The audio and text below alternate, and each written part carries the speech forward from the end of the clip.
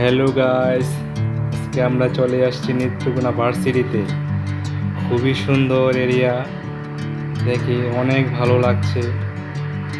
তার পাশে রয়েছে চতুর্দিকে আপনার খাস বনগুলো এখন ফুলগুলি ফুটেনি, এগুলো আশ্বিন মাসে ফুটবে। ফুলগুলি ফুটলে জায়গাটা আরও অনেক সুন্দর লাগবে।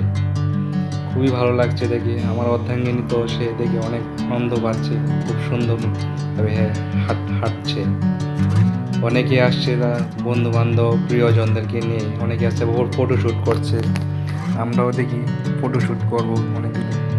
খুব সুন্দর লাগছে জায়গাটা, খুব সুন্দর মনোরম পরিবেশ, খোলামেলা, দেখে অনেক ভালো লাগছে।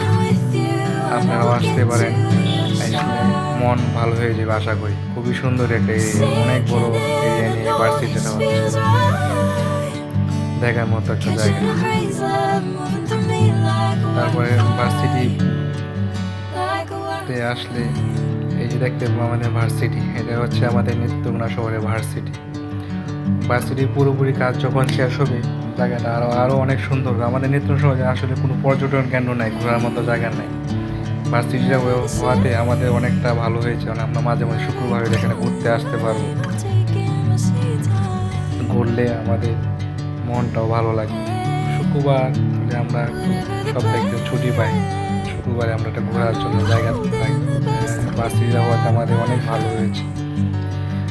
ভার্সিটির ভিতরে একটা লেক আছে, এই লেকটা অনেক সুন্দর, জলটা একদম পরিষ্কার, খুব সুন্দর লাগছে।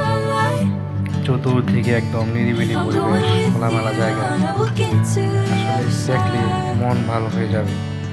আপনারা যদি আসেন, আসলে মন খুবই ভালো লাগে, দেখার মতো একটা জায়গা।